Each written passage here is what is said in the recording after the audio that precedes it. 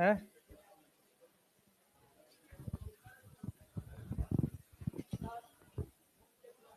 Living world.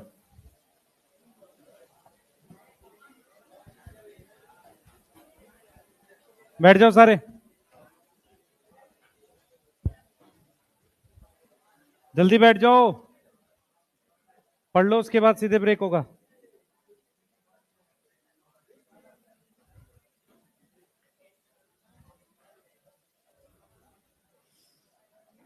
Patna offline. आजा भाई, जल्दी आजा, कहाँ जा रहा है, जल्दी जल्दी।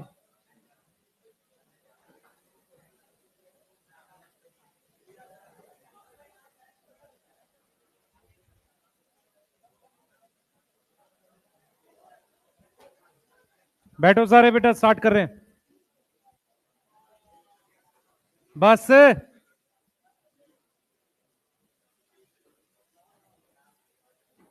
ऐसा क्या पढ़ रहे थे, इतना लेट क्यों हो गया तुम्हें?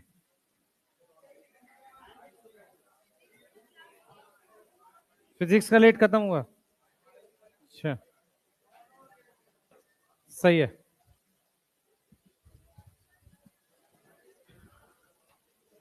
हेडिंग डालो, लिविंग वर्ल्ड पढ़ रहे हैं। बैठ जाओ भाई, जल्दी बैठो। भाई क्या हुआ तुझे, आराम से मस्ती में चेयर पे बैठा है, सही जगह बैठ जा।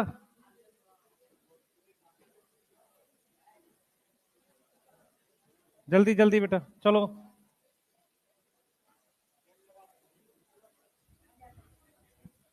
स्टार्ट कर रहे हैं। चैप्टर में 2 टॉपिक हैं, एक आज पढ़ रहे हैं, एक कल, ठीक है। हाँ कल क्लास होगा, हाँ क्लास होगा, क्यों नहीं होगा, कल क्या है?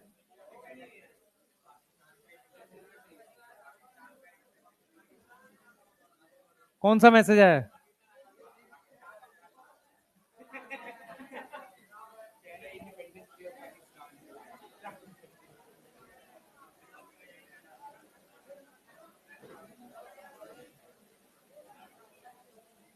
भाई जल्दी,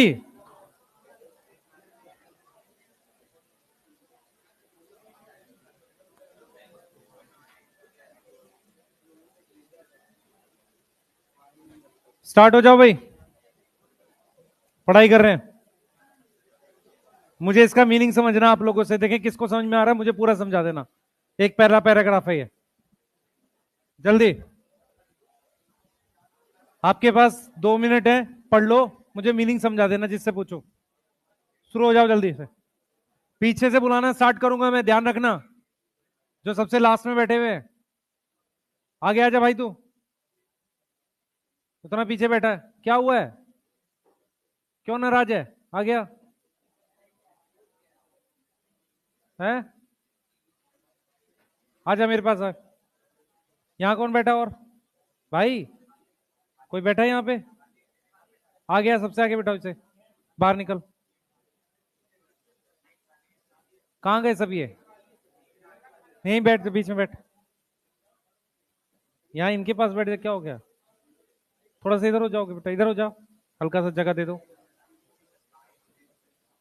पैराग्राफ पढ़ो, मैं सुनूंगा, ये पूछूंगा क्या लिखा हुआ है। बैठो सारे,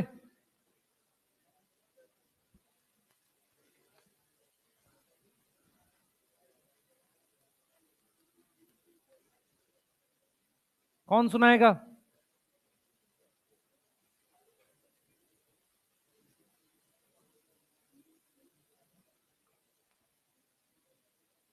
कृपया चुप के ना खाएं कुछ भी, गलत बात है। हम्म,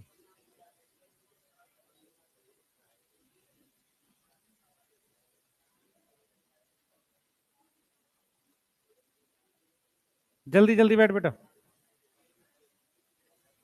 आगे बैठना है।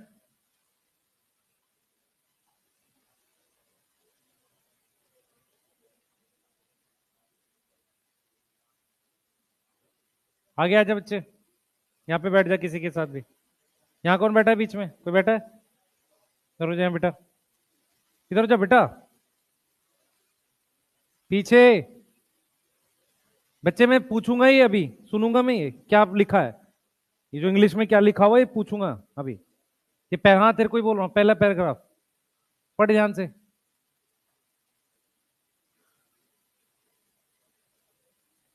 तुम्हारे लिए एक गुड न्यूज है बेटा और एक बैड न्यूज है, कौन सी पहले सुनानी है? बैड न्यूज सुना देते, गुड न्यूज ठीक है। बैड न्यूज ये है, बैठ जाओ भाई, सुनो प्लान करेंगे, सर से बात कर लूंगा मैं। 4 चैप्टर जूलॉजी में है, 4 चैप्टर बॉटनी में है, ठीक है। अगर मैं करा पाया तो इसका टेस्ट जो है 4 चैप्टर का अलग अलग 200 क्वेश्चन का, ठीक है। एक शायद 24-25 के आसपास, और जिस वीक में मैं आ रहा हूँ, जैसे अभी 20 तारीख से एमडी सर आएंगे, मेरी कल बात हो गई उनसे, 19 को राखी है शायद, तो 20 वाली क्लास एमडी सर की हो रही होगी और 5 दिन तक होगी, सैटरडे भी होगी, ठीक है।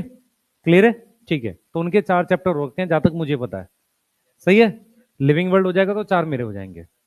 तो 25 के आसपास जिस वीक में सर रहेंगे, एक टेस्ट जूलॉजी का 4 चैप्टर का 200 क्वेश्चन का ऐप पे करवाएंगे उसको, ताकि रैंक पता चले। पीडीएफ भी दे देंगे जो वैसा देना चाहे, ठीक है। इसका जो आपके नॉर्मल टेस्ट है उससे कुछ लेना देना नहीं है, ये हम लोग करा रहे हैं आपको ताकि थोड़ा सा हम देख सकें कि कितना आपका, ताकि आप पे टारगेट रहे कि इन 3-4-5 दिनों में, ठीक है, आपको करना क्या है, ठीक है। और एक बॉटनी का कराएंगे 200 क्वेश्चन का, जिसमें हम आपको बायोलॉजिकल, सेल, सेल साइकिल और लिविंग वर्ल्ड, ये 4 चैप्टर देंगे, ठीक है। वो 30 के आसपास हो रहा होगा, सही है, ठीक है। ये बैड न्यूज है। गुड न्यूज है तुम्हारी छुट्टी है 3-4 दिन की, ठीक है। हाँ सही है, हाँ आ जाओ जल्दी। समझ में आ गया है? वो तो पता थे ना। हाँ चलें स्टार्ट करें। कौन सुनाएगा भाई, क्या लिखा हुआ है? मुझे बस इस पैराग्राफ की समरी समझा दो। कौन बच्चा है जो समरी समझाएगा इसकी? लिविंग वर्ल्ड चैप्टर डालो जल्दी से, क्या कहना चाह रहा है?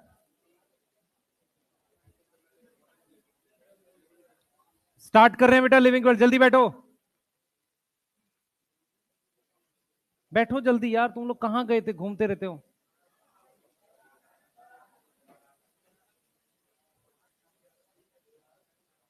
आ जाओ स्टार्ट कर रहे हैं।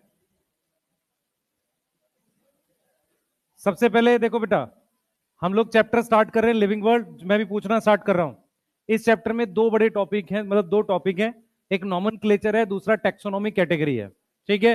ये 2 टॉपिक हमें करने हैं, क्लियर है। एक आज कर रहे हैं, एक कल करना पड़ेगा हमें, ठीक है। बैठ भाई जल्दी से, ठीक है। और दिमाग में बिठा लो कि अराउंड 25-26 जब भी मैं एमडी सर से बात कर लूंगा, एक टेस्ट जूलॉजी का कराएंगे आपका 200 क्वेश्चन का, ऐप पे कराएंगे, ठीक है। क्लियर है, सही है। उसकी पीडीएफ भी दे देंगे, जो खुद से ओएमआर लगा के देना चाहे मुझे मार्क्स जरूर बता देना अपने। और एक बॉटनी का करा देंगे 4 चैप्टर का। आपके पास टारगेट रहेगा इन दिनों में तैयार कर लो, ठीक है। क्वेश्चंस हम लोग आपको उसमें देंगे, उनको बढ़िया से तैयार करना टाइम लगा के। मेरे हिसाब से अगर आपको 200 क्वेश्चन सॉल्व करने हैं तो लगभग आपको टाइम लगना चाहिए, जैसे हम लोग 100 क्वेश्चन करते हैं तो 45 मिनट लगता है, तो 1.5 घंटे के आसपास में आपने 1.5-पौने 2 घंटे में उसे कर लेना, इससे ज्यादा टाइम नहीं लगना चाहिए।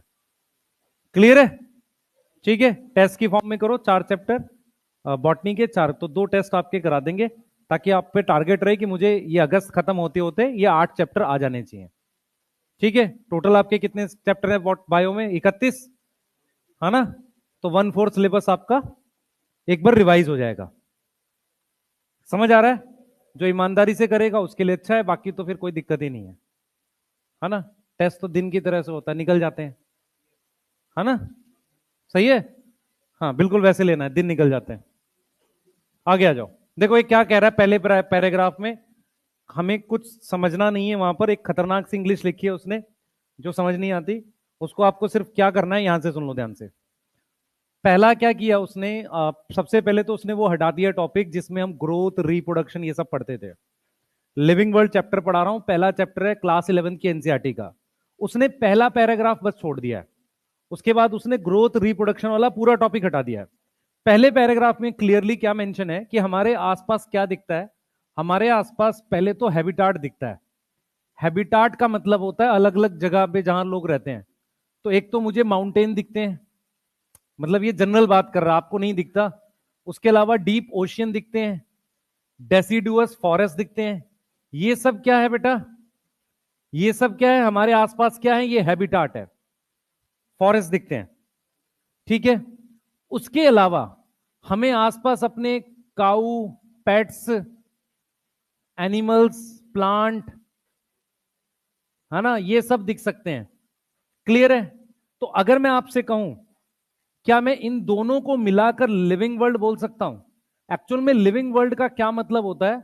लिविंग वर्ल्ड का मतलब होता है उसका ऑर्गेनिज्म, और उस ऑर्गेनिज्म के आसपास जो जगह होती है ना, उन सबको मिला के हम लिविंग वर्ल्ड बोलते हैं। तो जो ये पहले पैराग्राफ में बोलना चाह रहा है ना, इंग्लिश में लिख के, वो यही बोलना चाह रहा है कि आप अपने आसपास देखोगे तो आपको माउंटेन दिखेगा, रिवर दिखेगी, ये सब दिखेगा। फिर आपको अलग अलग टाइप के क्या दिखेंगे? ऑर्गेनिज्म दिखेंगे।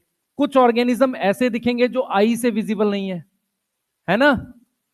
कुछ ऑर्गेनिज्म क्या है? Not visible with I. पहले तो आपको ये दिखेगा। मेरी बात समझ में आ रही है? बोलो। दूसरा, आप क्या देखोगे? इंटरेक्शंस देखते हो, interaction between organism. Between organism किस तरह के इंटरेक्शन? जैसे कह रहा है, मान लो किसी प्रकार का कंपटीशन हो रहा है, किसी प्रकार का कोऑर्डिनेशन हो रहा है आपस में। जैसे मान लो कई बार क्या होता है, आपने ये देखा होगा, कुछ प्रीडेटर होते हैं जो साथ मिलके काम करते हैं, है ना, वो लकड़बग्गे होते हैं, साथ मिलके मारते हैं। ठीक है, ऐसे ही क्या होता है, हमारे पास कुछ कंपटीशन होता है, आपस में कंपीट करते हैं खाने के लिए। समझ में आ रहा है? जैसे शार्क है अपने प्रीडेटर को, तो ये क्या दिखा रहा है? इसको हम क्या बोलते हैं बेटा? इसको हम बोलते हैं इंटरेक्शन बिटवीन ऑर्गेनिज्म। इसकी बात कर रहा है इसमें स्टार्टिंग के पैराग्राफ में। समझ में आ रहा है?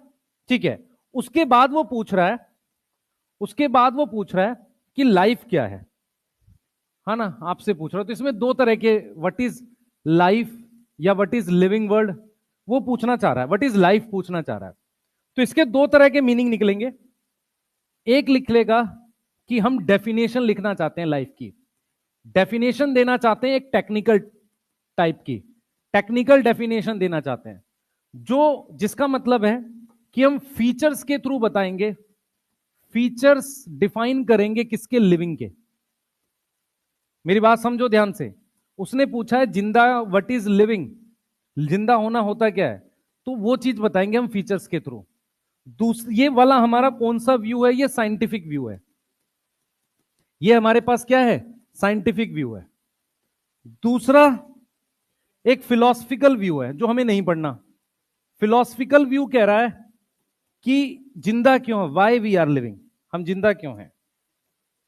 समझ में आ रहा है? अब मैं एक बार ये एक्सप्लेन कर देता हूं जो बोर्ड पे मैंने लिखा है। इस पैराग्राफ से शायद ही क्वेश्चन आए, उम्मीद कम है, पर इस पूरे पैराग्राफ में उसने क्या बहुत खतरनाक टाइप की कुछ इंग्लिश लिख के उसने क्या बताने की कोशिश करी है, सिर्फ कि हमारे आसपास कुछ हैबिटाट है, सही है, कुछ एनिमल्स हैं, और उनके बीच में क्या है? इंटरेक्शन है, जिसको देखकर हमें अजीब फील होता है, अच्छा फील होता है, खराब फील होता है, जो भी है, पर हमें लगता है यार हमने कुछ नया देख लिया। समझ में आ रहा है? दूसरा वो कह रहा है कि लाइफ क्या है, इसको मैं टेक्निकली साइंटिफिक तरीके से फीचर के थ्रू बता सकता हूं। समझ में आ रहा है? किसके थ्रू बता सकता हूं? फीचर्स के थ्रू बता सकता हूं। बाकी मेरे पास एक फिलोसफिकल व्यू है जो हमारे लिए नहीं है, नॉट फॉर साइंटिफिक स्टडी, हमें पढ़ने के लिए नहीं है ये, इसमें हम पढ़ने के लिए इंटरेस्टेड नहीं है, क्योंकि ये फिलोसफिकल व्यू है कि हम जिंदा क्यों हैं। ठीक है, क्लियर है? ये सिर्फ होता है बेटा, जैसे मतलब अगर हमें कोई आश्रम बाबा वाबा बनना है, वहां ये पैसा कमाने के लिए होता है, नीचे वाला।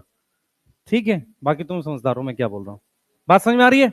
बाकी ऊपर वाला आपके काम का है। अच्छा, इसके लिए उसने एक टॉपिक दिया हुआ था, अगर आपको याद हो, रिप्रोडक्शन, ग्रोथ, वो सब हट गया। क्लियर है? तो ये जो पहला पैराग्राफ दे रखा है ना, मैं उसको भी रीड करूंगा आपके लिए, पर उसमें यही चीज बोल रहा है जो हमने लिखा हुआ है। क्लियर? क्वेश्चंस नहीं आएगा पहले पैराग्राफ में, कुछ है ही नहीं क्वेश्चन देने के लिए। ठीक है बेटा, सही है? क्लियर? उसने क्यों छोड़ दिया पता नहीं, उसको भी हटा देना था। पहले पैराग्राफ का कोई मतलब बचता नहीं जब उसने टॉपिक ही हटा दिया, वो ग्रोथ, रिप्रोडक्शन, क्योंकि वो ये वाला जो है ना, ये उस टॉपिक पे जा रहा था लाइन, वो हटा ही दिया उसने। क्लियर है? बोलो, नोट करिए बेटा। इंटरेक्शन मतलब मान ले दो ऑर्गेनिज्म है, वो या तो कंपटीशन कर रहे होंगे या साथ मिलके काम कर रहे होंगे। शार्क अपने प्रे को खा रही है, दिस इज कॉल्ड इंटरेक्शन। इससे ये चीज, भाई पहले तूने देख लिया हैबिटाट, फिर तूने देख लिया ऑर्गेनिज्म। अब ऑर्गेनिज्म आपस में क्या करेंगे, इंटरेक्शन करेंगे। फिर हम आ जाते हैं लाइफ क्या होती है, लिविंग क्या होता है। तो उसको दो तरीके से देख सकते हैं, एक फीचर के थ्रू और एक हम जिंदा क्यों हैं। ये फिलोसफिकल व्यू है, ये हम इंटरेस्टेड नहीं है। सही है, ठीक है। पहले पैराग्राफ में कुछ काम का नहीं है, ठीक है, क्लियर, सही है। गैलोपिंग मतलब चौकड़ी भरते हुए घोड़े। अब इसका क्वेश्चन थोड़ी आएगा, समझ रहे बेटा। सही, मैं भी बता रहा हूं तुम्हें जो खतरनाक वर्ड्स हैं, मैं जल्दी से एक्सप्लेन करता हूं पर आएगा नहीं कुछ उसमें से। नोट कर लिया भाई, जल्दी लिख लो यार, थोड़ा सा तो है ये। बच्चे पूछ, क्या पूछ रही है। विद विजिबल विद लाइफ नहीं है, आई होगा।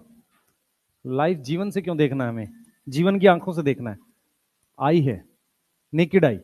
हम यहां पर किसकी बात कर रहे हैं, माइक्रो ऑर्गेनिज्म की। नहीं, बैठ जा बच्चे। हाँ,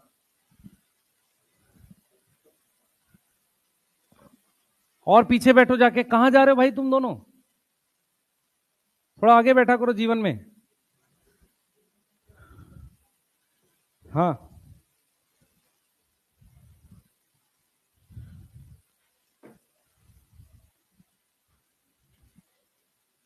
वो बैक बेंचर वाली स्टोरी सुनाने के लिए लाइफ में वैसे भी आगे आना पड़ेगा, कोई सुनता नहीं है स्टोरी को, नहीं तो नहीं। हाँ, वो आगे आओगे तब सुनाओगे स्टोरी। और दूसरा क्या है कि एक बार जब आप टीचर बन जाओ या कुछ बन जाओ, उसके बाद आप स्टोरी कुछ भी बना दो। यस, क्या फर्क पड़ रहा है। हाँ, नहीं भाई, कुछ भी स्टोरी बनाओगे अच्छा चलेगा, मस्त। हाँ, हाँ। अब ये भी बोल सकते हो कि घर में बहुत गरीबी थी, मैं प्राइवेट स्कूल में पढ़ता था पर। हाँ, तो फिर कौन सी गरीबी थी भाई। नहीं यार, चलो चलो चलो, पढ़ो पढ़ो। हाँ, पढ़ ले भाई। हाँ, तो समझ नहीं रहा अभी। भाई एक मिनट सुनो ध्यान से, पढ़ लो चुपचाप।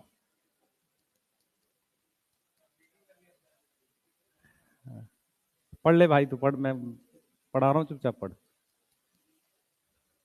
चले आगे, एक बार मैं पैराग्राफ एक्सप्लेन करता हूं, आपको समझ में आएगा इसी की बात कर रहा है। यहां से कोई क्वेश्चन नहीं आएगा, इसलिए मैंने टूटी फूटी इंग्लिश में इसको जो भी लिखना था लिख दिया। क्वेश्चन पे ध्यान देंगे, पैराग्राफ पे ध्यान देंगे, ठीक है। कोई लिख रहा था, जो भी लिख रहे हैं 1 मिनट लिख लो, जल्दी से आगे चलते हैं, ठीक है। चलिए फोकस करें जरा ध्यान से।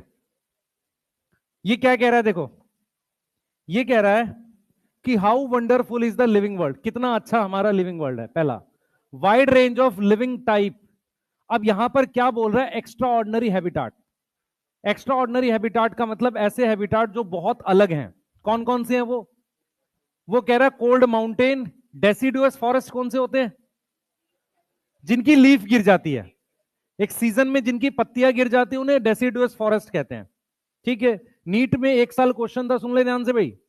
नीट में एक साल क्वेश्चन था, लॉजिकल क्वेश्चन था, अगर कोई बना पाता ठीक है, पर वो नीट में नहीं, एक तरीके से जब एआईपीएमटी होता था, क्वेश्चन ये था कि frugivores are present on fruit. Frugivores मतलब fruit eating animals, fruit eating animals are present on. Option में था एक था कॉनिफर्स, कॉनिफर्स, कॉनिफर्स एक ऑप्शन था। एक ऑप्शन था डेसिडुअस फॉरेस्ट। एक ऑप्शन था शायद आपके पास डेजर्ट के जो कुछ प्लांट्स होते हैं वो था। और एक ऑप्शन था एवरग्रीन फॉरेस्ट। ये तो तुक्का है ना, बाकी क्यों नहीं है। डेसिडुअस की लीफ गिर जाएगी, कॉनिफरस जो है जिम्नोस्पर्म है, उसपे फ्रूट कहां होते हैं। समझ आ रहा है मैं क्या बोल रहा हूं। तो वो क्वेश्चन का कहीं सिलेबस में तो था नहीं, समझ में आ रहा है। तो वो लॉजिकल तरीके से आपको जाना था। तो बस ये है कि भाई ये पूछ दिया, उस साल नहीं आता, ठीक है चल जाएगा। तो इसीलिए कट ऑफ लो रहती थी, क्योंकि बहुत सारी चीजें नहीं भी आती थी, चल जाता था। इसे उल्टे सीधे क्वेश्चन हमेशा होते थे बायो में, 2-4। जैसे वो एक बार उसने पूछा था फार्मिंग को लेके, कि कौन सी फार्मिंग होती है जो मतलब बेटर हेल्प करती है, उसमें क्रॉप, उसमें कुछ इंटर क्रॉपिंग थी और ये सब था। ये कहां पढ़ाते हैं? किसी भी उसमें नहीं है चैप्टर में हमारे पास। समझ में आ रहा है? तो वो खाली किससे जोड़ लिया था उसने? Strategies for improvement in crop production, पर वो है नहीं उसमें। मेरी बात समझ पा रहे हो? तो ऐसे उल्टे सीधे क्वेश्चन अब नहीं आते, इसलिए कट ऑफ नॉर्मली हाई रहती है। क्लियर है? तो ये जो कह रहा है डेसिडुअस फॉरेस्ट, इसका बस मतलब समझ लो, आगे नहीं चाहिए हमें। Ocean, fresh water, lake, desert, leave us speechless. ये देख के हम कुछ बोल नहीं पाएंगे। वाह, ठीक है। The beauty of galloping horse, भागते हुए घोड़े, माइग्रेटिंग बर्ड्स, भाई बस, valley of flowers, attacking shark, evolve. और मतलब अच्छा लगेगा, ऐसे आवाज निकलेगी, वाह, है ना? हाँ हाँ, बस ठहर दो भाई, शांत हो जाओ। द इकोलॉजिकल कंफ्लिक्ट, काम की बात सुनो, यहां तक अभी मुझे कोई क्वेश्चन नहीं मिला है, ठीक है? इकोलॉजिकल कंफ्लिक्ट, इकोलॉजिकल कंफ्लिक्ट क्या होता है कि जब दो ऑर्गेनिज्म एक साथ रहते हैं, या तो कंपटीशन करते हैं या कुछ चीजें शेयर करते हैं, ये इकोलॉजिकल कंफ्लिक्ट टाइप से चला जाता है, या कॉपरेशन। सही है? अमंग मेंबर्स ऑफ पॉपुलेशन, मतलब सेम पॉपुलेशन के मेंबर, दोनों लायन दोनों टाइगर आपस में लड़ सकते हैं, शेयर कर सकते हैं, या different member among population of community. मतलब समझ में आ रहा है? अलग अलग ऑर्गेनिज्म भी आपस में चीजें शेयर कर सकते हैं, सही है, दो सेम वाले भी शेयर कर सकते हैं। मॉलिक्यूलर ट्रैफिक का मतलब होता है सेल के अंदर ग्लाइकोलिसिस चल रही है, क्रैब साइकिल चल रही है, ये जो रिएक्शन चलते हैं इन्हें क्या बोलते हैं? Molecular traffic. ये सब देख के हमें लगेगा कि यार देखो लिविंग कितना अच्छा है। तो अगर आप ध्यान से देखो, ऊपर उसने हैबिटाट बताया है, नीचे ऑर्गेनिज्म बताया है, फिर उसने इंटरेक्शन बताया है। समझ में आ रहा है? ठीक है। उसके बाद क्या कह रहा है? Deeply, make us deeply reflect on what Indeed alive. ये सब देख के लगता है कि जीवन क्या है। The question has to implicit. Implicit क्या होता है बेटा? इम्प्लीसिट होता है मतलब नहीं, इम्प्लीकेशन होता है। एक्चुअल में क्या होता है? इम्प्लीकेशन की हिंदी होती है निहित अर्थ, मतलब किसी चीज में छुपा हुआ मीनिंग। तो what indeed is life, the question has to implicit question, मतलब लाइफ क्या है इससे जुड़े हुए, इसमें छुपे हुए दो अलग अलग क्वेश्चन है। इंप्लिसिट क्वेश्चन मतलब उससे जुड़े हुए दो सवाल है। पहला है, फर्स्ट है टेक्निकल वन, जिसका आंसर कैसे आएगा? What is living as oppose to non living, मतलब आप लिविंग और नॉन लिविंग में अंतर बताओ, कि लिविंग ग्रोथ करता है, नॉन लिविंग नहीं करता। तो वो टेक्निकल क्वेश्चन है, लिविंग क्या है, तो वो यहां से आ जाएगा। सेकंड इज फिलोसफिकल वन, हम जिंदा क्यों हैं, उसका हमें आंसर की जरूरत नहीं। व्हाट पर्पस ऑफ लाइफ, जीवन का क्या अर्थ है। एज साइंटिस्ट, अगर हम साइंटिस्ट मतलब बायो पढ़ रहे हैं, साइंटिस्ट हैं, we shall not attempt answering the second question. हमें दूसरे क्वेश्चन के सवाल आंसर करने की जरूरत नहीं है। ये वाला जो टॉपिक है ना पहले वाला का, इससे ले जाकर ये अगले टॉपिक से जुड़ता था, जिसे हम पढ़ाते थे ना, लिविंग के ये फीचर होते हैं, ग्रोथ, रिप्रोडक्शन। अब वो टॉपिक ही नहीं है, तो इस पैराग्राफ का एज सच मीनिंग बनता नहीं अब, क्योंकि इस पूरे पैराग्राफ में काम की चीज यही थी। ये जो क्वेश्चन है, उस क्वेश्चन का आंसर में हम लोग वो पढ़ाते थे, लिविंग और नॉन लिविंग का डिफरेंस, तो वो टॉपिक ही हट गया। क्लियर है? बोलो। तो इसीलिए हमने इसको छोटा कुछ कुछ लिखवा दिया, ठीक है? सही है, इसका कुछ आएगा नहीं। पर चलिए स्टार्ट करते हैं। डाइवर्सिटी इन लिविंग ऑर्गेनिज्म, यहां से चैप्टर चालू है रियल में, ठीक है? पहली चीज मैं बता देता हूं, लिविंग वर्ल्ड की लैंग्वेज मुश्किल लिखी हुई है, इंग्लिश मुश्किल लिखी हुई है। क्वेश्चन इसका हमेशा से आसान आता है, ठीक है? और बहुत डीप क्वेश्चन लिविंग वर्ल्ड से नहीं आता, क्योंकि एक ही क्वेश्चन आना है। क्लियर? ठीक है, लैंग्वेज कहीं कहीं पर मुश्किल लिखी हुई है, टैक्सोनॉमी, सिस्टमैटिक्स। क्लियर है? मेरी बात समझ पा रहे हैं? ठीक है, इसका कोई बहुत डीप क्वेश्चन ऐसा चाहता नहीं है, तो ध्यान से पढ़ते हुए चलेंगे, चीजों को समझते हुए चलेंगे। पर एक चीज और ध्यान में रखो बेटा, जब हम किसी टफ लैंग्वेज के चैप्टर को पढ़ते हैं, तो अगर हमारे दिमाग में उसका एक बेसिक फ्रेमवर्क नहीं बनेगा, तो वो चीज याद नहीं होगी। क्लियर है? वो हमें याद नहीं होगी, तो एक बेसिक फ्रेमवर्क बनना चाहिए। अब ध्यान से सुनेंगे मैं क्या पढ़ा रहा हूं। देखो क्या होता है, ये कैसे स्टार्ट होता है, डाइवर्सिटी का क्या मतलब है। देखो, अराउंड अस हमारे पास डिफरेंट टाइप के ऑर्गेनिज्म दिखते हैं, डिफरेंट टाइप ऑफ ऑर्गेनिज्म है। किस प्रकार के ऑर्गेनिज्म है? हमारे पास कोई इंसेक्ट हो सकता है, बस भाई इंसेक्ट हो सकता है, मत करो भाई, ध्यान से देखो। इंसेक्ट हो सकता है, बर्ड्स हो सकता है, पेट्स हो सकते हैं, पेट्स मतलब पालतू जानवर, पॉटेड प्लांट का मतलब होता है गमले में लगे हुए प्लांट। ये सब हम ऑब्जर्व कर रहे हैं। यहां तक समझ में आ रही है? ठीक है, यहां तक समझ में आ रही है? कुछ ऐसे ऑर्गेनिज्म भी है जो आंख से नहीं दिख रहे, सम वेरी स्मॉल ऑर्गेनिज्म। सही है, वेरी स्मॉल ऑर्गेनिज्म। अब सबसे पहले आपको यह समझना पड़ेगा कि what is meaning of diversity. Diversity शब्द का मतलब होता है variation. Variation in life form, जीवन में, या वेरिएशन इन हैबिटाट, कुछ भी लिख लो। किसी भी तरीके की वेरिएशन को आप क्या बोलते हो? आप क्या बोलते हो? डाइवर्सिटी बोलते हो। आप अपने आसपास देखो। क्या मैं आपसे एक सवाल पूछूं, ध्यान सुनेंगे ध्यान से, क्या ह्यूमन में भी कोई डाइवर्सिटी है? एक सिंगल ह्यूमन में उसके 2 सेल्स अलग है ना? समझ में आ रहा है? स्किन सेल लिवर सेल से अलग है ना? समझ में आ रहा है? तो ह्यूमन में भी डाइवर्सिटी है। समझ में आया? बोलो। आप जब ह्यूमन की बात करोगे तो उसके 2 सेल्स को कंपेयर करोगे ना आपस में, तो स्किन सेल लिवर सेल से अलग है, न्यूरॉन मसल सेल से अलग है। क्लियर है? तो वहां भी डाइवर्सिटी। अच्छा, जब 2 ह्यूमन को कंपेयर करोगे तो उसके एक्सटर्नल कैरेक्टर कंपेयर करोगे। ठीक है? अच्छा, जो ट्विंस होते हैं, 2 तरह के ट्विंस होते हैं, एक जाइगोट से बनता है, मोनोजाइगोटिक। क्या उसमें डाइवर्सिटी होती है? जेनेटिक तो नहीं है, लेकिन फिनोटाइप में हो सकती है। मतलब फॉर एग्जांपल, मान लो वो दोनों भाई हैं, एक साथ पैदा हुए, एक डाकू बन गया, समझ में आ रहा है, एक हीरो बन गया, वो दिखाते हैं मूवीज में। तो डाइवर्सिटी तो है ना, सोच में डाइवर्सिटी है। पर हमारी जो बायो है हमें किस पे रिस्ट्रिक्ट कर रही है? लिविंग ऑर्गेनिज्म पे। ठीक है, यहां रिस्ट्रिक्ट कर रही है। तो ये कह रही है कि variation in life form, variation in habitat, उसे डाइवर्सिटी कहते हैं। What is biodiversity?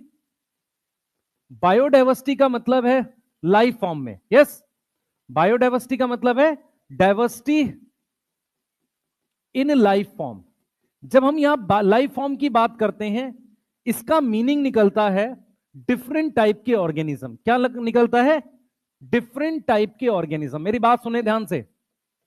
मैं यहां पर एक क्वेश्चन बना सकता हूं जो आपको समझना पड़ेगा। देखो क्या है, मैं अगर आपसे कहूं, ह्यूमन से कहूं, आपकी बात करूं, तो क्या आपके अंदर बायोडाइवर्सिटी, हाँ अलग अलग टाइप के सेल है, लेकिन बायोडाइवर्सिटी जो एज अ सब्जेक्ट हम पढ़ते हैं, उसका मीनिंग डिफरेंट टाइप की स्पीशीज होता है। मेरी बात समझ में आ रही है? अगर मैं 2 गायें देखता हूं, वो कॉमन स्पीशीज है, उनमें भी कोई ना कोई अंतर तो है ही ना, तो वो भी बायोडाइवर्सिटी है। समझ आ रहा है? लेकिन बायोडाइवर्सिटी एज अ सब्जेक्ट जब हम डील करते हैं, तो हम क्या बात करते हैं? डिफरेंट टाइप ऑफ ऑर्गेनिज्म या डिफरेंट टाइप ऑफ स्पीशीज। किसकी बात करते हैं? डिफरेंट टाइप ऑफ स्पीशीज की बात करते हैं। ये बात समझ में आ रही है? बोलो। तो हम किस लेवल पर पढ़ाई करते हैं? स्पीशीज के लेवल पर। जब हम डिस्कस करते हैं, किसकी बात करेंगे? स्पीशीज की। पर जरूरी नहीं है कि सिर्फ स्पीशीज के लेवल पर बायोडाइवर्सिटी हो। बायोडाइवर्सिटी हर जगह प्रेजेंट है। सेम स्पीशीज में भी लोग अलग हैं, एक ह्यूमन में भी डाइवर्सिटी है। आ रहा है समझ? बोलो। ठीक है, अब हम क्या बात करेंगे? हम ये कहेंगे कि जो ऑन अर्थ कितनी बायोडाइवर्सिटी है। हम लिख रहे हैं 1.7 से 1.8 मिलियन स्पीशीज। जो स्पीशीज हैं, जिसको हम क्या नाम दे रहे हैं? बायोडाइवर्सिटी। सही है? बायोडाइवर्सिटी वो क्या है? स्पीशीज हैं जो क्या है? डिस्कवर्ड हैं। क्या हो चुकी हैं? डिस्कवर्ड हो चुकी हैं एंड नेम हो चुकी हैं। तो लगभग कितनी स्पीशीज हम खोज चुके हैं? 1.7 से 1.8 मिलियन। क्लियर है? तो यहां पर जो हम बायोडाइवर्सिटी की बात कर रहे हैं, हम किस लेवल पे डिस्कस कर रहे हैं? स्पीशीज के लेवल पे। और उसी का नंबर इस चैप्टर में कितना दे रखा है? 1.7 से 1.8 मिलियन स्पीशीज जो कि डिस्कवर हो चुकी है, और उनको हम क्या लिख चुके हैं?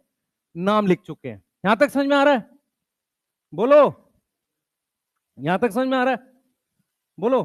अब ये क्या कह रहा है बेटा? ये कहना चाह रहा है कि ठीक है सर, आपने नाम लिख लिए, आपने ये नाम लिख लिए, ये ठीक है, बढ़िया बात है। ये कहना चाह रहा है कि कितनी टोटल स्पीशीज प्रेजेंट है, ये हमें नहीं पता।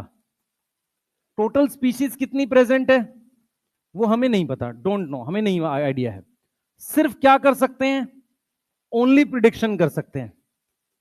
ओनली क्या कर सकते हैं? प्रिडिक्शन है। कितनी प्रिडिक्शन है? 7 मिलियन। एक दूसरे चैप्टर में लिखा हुआ है, रॉबर्ट मैंने बताया। कितनी स्पीशीज है हमें नहीं पता, हम सिर्फ क्या कर रहे हैं? प्रिडिक्शन कर रहे हैं, अंदाजा लगा रहे हैं। सही है। और इसमें एक इंपॉर्टेंट पॉइंट क्या है कि जैसे हम एरिया बढ़ाते हैं, as we increase area, as we increase area, हाँ भाई एरिया बढ़ाने का क्या मतलब है, बगल वाले का खेत अपने उसमें ले लेना कब्जे में, मतलब क्या है, एरिया अंडर कंसिडरेशन, मतलब स्टडी के लिए एरिया बढ़ाना है। समझ में आ रहा है? जब हम एरिया बढ़ाते हैं तो क्या होता है, मोर नंबर ऑफ स्पीशीज डिस्कवर होती हैं। सही है, मोर नंबर ऑफ स्पीशीज क्या होती हैं, डिस्कवर्ड होती हैं। क्लियर? बताओ, समझ आ रहा है? जल्दी बताओ। चलिए जल्दी लिखो। किसको ये पैराग्राफ में कुछ चीजें समझ नहीं आई मुझे बताओ। इसमें पूरे में काम की चीजें 1.7 से 1.8 मिलियन और बायोडाइवर्सिटी का मतलब अलग अलग स्पीशीज को। हाँ बेटा, डाइवर्सिटी का मतलब जैसे मान ले यहां पे टेबल भी रखी है, चेयर भी रखी है, ये डाइवर्सिटी है, किसी भी चीज में हो सकती है। जब जिंदा चीजों में बात करेंगे तो बायोडाइवर्सिटी। बायोडाइवर्सिटी किसी ह्यूमन में भी हो सकती है, सेम स्पीशीज में भी हो सकती है। मतलब मान ले मैंने काऊ देखी तो 4 तरह की काऊ, पर है तो सेम स्पीशीज। लेकिन यहां पर पढ़ने के लिए हम किस लेवल पे बात करेंगे, स्पीशीज लेवल पे। क्लियर है? तो हम अलग अलग स्पीशीज की बात कर रहे हैं। जैसे ह्यूमन एक स्पीशीज है, समझ में आ रहा है? ह्यूमन क्या है, एक स्पीशीज है। क्लियर है? ह्यूमन में भी कुछ होता है स्पीशीज से छोटा, क्या होता है, स्पीशीज से छोटा क्या होता है, उसे क्या बोलते हैं? वैरायटी नहीं होती, ब्रीड भी नहीं होती, उसे क्या बोलते हैं? जो मोंगलोइड होते हैं, निग्रोइड होते हैं, क्या बोलते हैं उसे, कोई वर्ड है उसके लिए? ट्राइब नहीं, रेस बोलते हैं, RAC, रेस बोलते हैं। मोंगलोइड है, मोंगलोइड मतलब चीनी जिसका ये गोल होता है, ठीक है।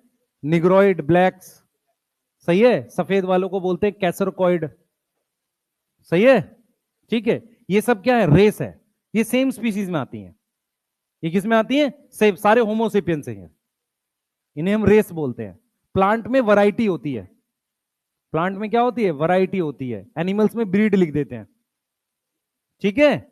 बैक्टीरिया में स्ट्रेन लिख देते हैं। क्लियर? पर हम किस लेवल पे बात कर रहे हैं, स्पीशीज लेवल पे। आइए नोट कर लीजिए जल्दी से।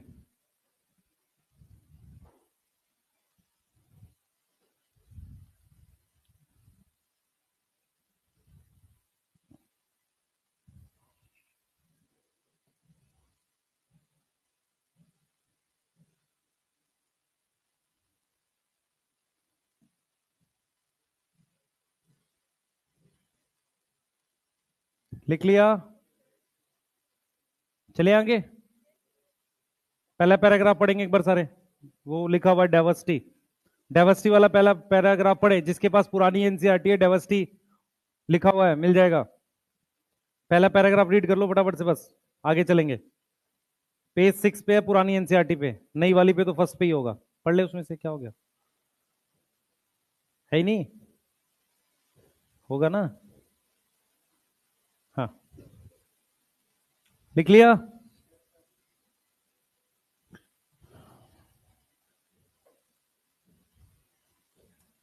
क्या कह रहा है, ये कह रहा है diversity, large variety of living organism हमारे आसपास दिखेगा, चाहे पॉटेड प्लांट हो, इंसेक्ट हो, बर्ड्स हो, पेट्स हो, एनिमल्स हो, प्लांट हो। बहुत सारे ऐसे ऑर्गेनिज्म है जो हमें किससे नहीं दिखते, नेकेड आई से नहीं दिखते। बात कर रहा है बैक्टीरिया फंजाई की, ठीक है। If we were to increase area, सही है, अंडर ऑब्जर्वेशन, ऐसे बढ़ाना ऑब्जर्वेशन, तो range and variety of organism that you see would increase, वो बढ़ सकते हैं। Obviously if we were to visit a dense forest, you would probably see a much greater number and kind of living organism. मतलब ये क्या कह रहा है कि आप अगर डेजर्ट में जाओगे तो उतनी स्पीशीज नहीं मिलेंगी, किसी घने जंगल में जाओगे तो आपको ज्यादा स्पीशीज मिलेंगी। सही है? क्लियर है? Each different kind of plant, animal और organism that you see represent a species. तो जो अलग अलग तरह के प्लांट एनिमल दिखते हैं उन्हें हम क्या बोलते हैं, स्पीशीज बोलते हैं।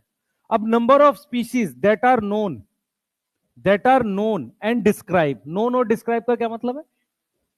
वो डिस्कवर हो चुकी है, उसके नाम लिख चुके हैं, सही है। वो कितनी है? 1.7 से 1.8 मिलियंस। इसको हम क्या बोल रहे हैं? बायोडाइवर्सिटी। इसका मतलब जब बायोडाइवर्सिटी वाले चैप्टर में जाओगे ना, वो 3 लेवल पढ़ाता है बायोडाइवर्सिटी के, स्पीशीज, जेनेटिक, स्पीशीज और इकोलॉजिकल। यहां पर ये बायोडाइवर्सिटी किसको कह रहा है? स्पीशीज को। कोई डाउट है बच्चे? देखो सिंपल टॉपिक है, किसी को कुछ ना समझ आ रहा है प्लीज पूछो। सर आपने सिंपल बोल दिया, आप कैसे पूछे? नहीं, बेइज्जती हो जाएगी। हाँ, लोग क्या सोचेंगे हमारे बारे में। सही बात है। The number and type of organism present on earth, सही है। बायोडाइवर्सिटी क्या है? दिस रिफर टू बायोडाइवर्सिटी और द नंबर ऑफ ऑर्गेनिज्म जो प्रेजेंट है अर्थ पे। We should remember here that अगर हम नया एरिया एक्सप्लोर करेंगे, इवन ओल्ड वन, ये क्या मतलब? लास्ट लाइन का मतलब बताओ मैंने मुझे। Even old one, new organism are continuously being identify, मतलब हम नए एरिया में जाएंगे तो नहीं मिलेगी, पुराने में जाएंगे तो कैसे नहीं मिलेगी? छूट गया था।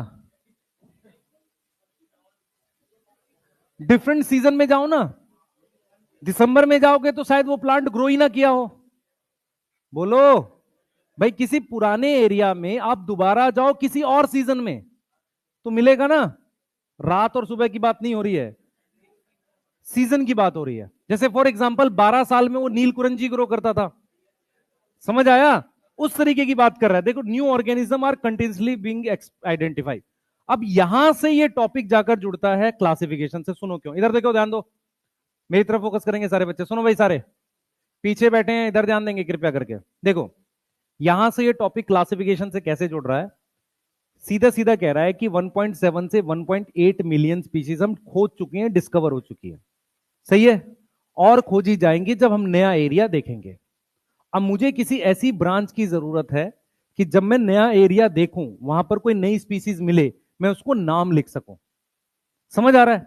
ये यहां से जाकर टॉपिक जुड़ किससे रहा है? क्लासिफिकेशन वाले टॉपिक से। क्लियर है? इस पूरे पैराग्राफ में जो मेरे पास काम की चीज निकल के आई कि अर्थ पर बहुत सारी स्पीशीज होती हैं, उनके नंबर वो हैं 1.7 से 1.8 मिलियन जो हम खोज चुके हैं। आगे जाएंगे तो मुझे और नंबर मिल सकते हैं, सही है। मुझे किसी ब्रांच की जरूरत है, साइंस की जरूरत है, जो नई स्पीशीज मिले उनको मैं क्या दे सकूं? नाम दे सकूं। कोई डाउट यहां तक समझ में आ रहा है? मुझे एक ब्रांच की जरूरत है, तो यहां से हम जा रहे हैं इस टॉपिक पर जिसे हम कह रहे हैं व्हाट इज क्लासिफिकेशन। ठीक है, ये टॉपिक नॉमेनक्लेचर के बाद लिखा हुआ है, मुझे ये थोड़ा सा बताना पड़ेगा, फिर मैं नॉमेनक्लेचर बताऊंगा। हेडिंग डालो, व्हाट इज क्लासिफिकेशन। डाइवर्सिटी तो किसी नॉन लिविंग के लिए भी हो सकती है, बायोडाइवर्सिटी लिविंग के लिए होगी। 1.7 से 1.8 मिलियन रेंज। अच्छा, तो एग्जैक्ट नंबर चाह रहा है, अप्रोक्स दे रहा है? अप्रोक्स काहे ले रहे? बहुत सारी रजिस्टर है, पक्का नहीं है। मतलब जैसे क्या होता है, स्पीशीज कैसे खोजते हैं भाई? एक मिनट रुको, मान लो आज मैंने कोई नई स्पीशीज खोजी तो क्या होगा?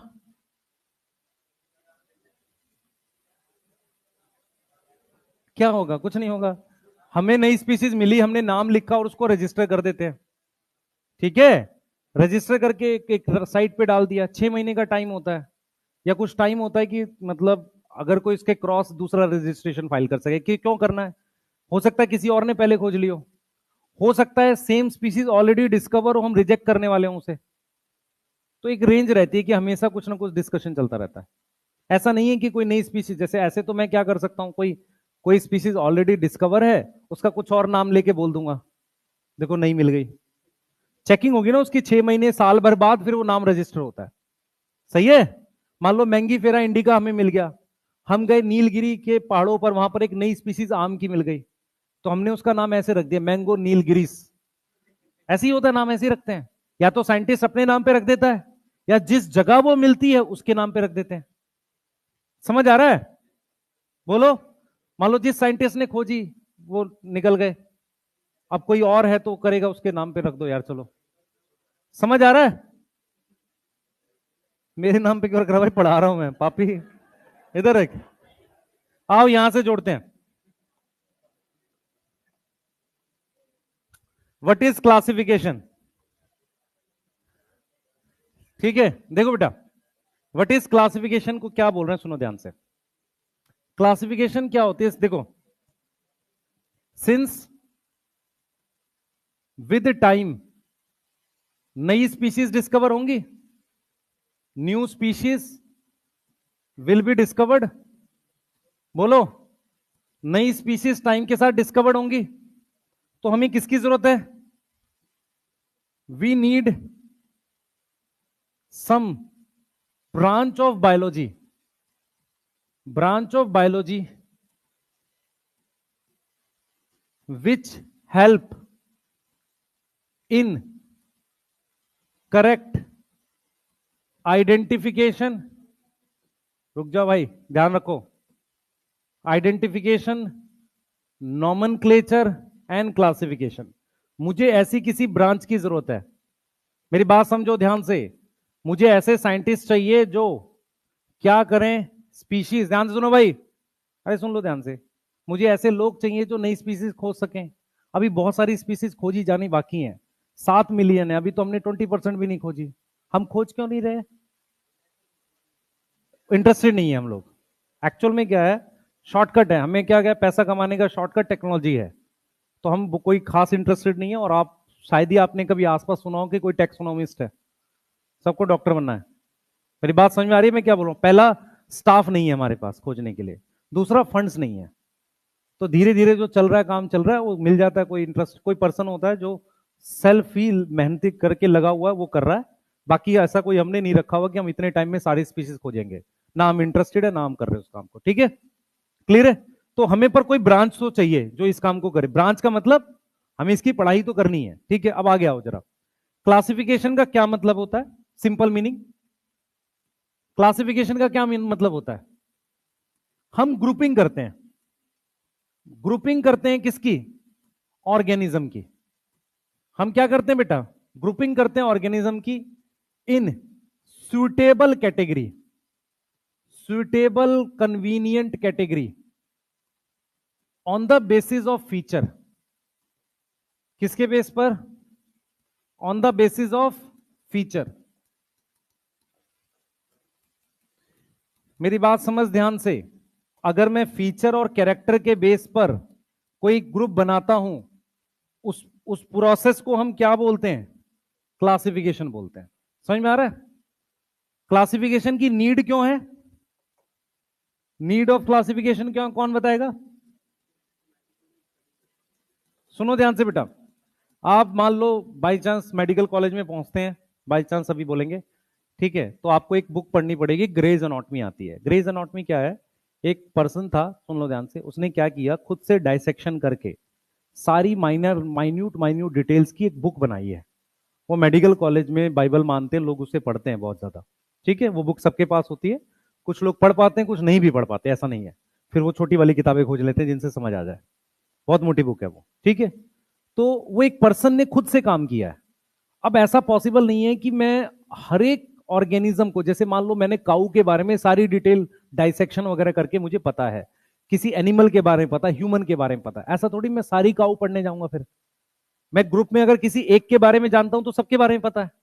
सही है, तो क्लासिफिकेशन की नीड क्यों है? It is impossible to study each and every organism.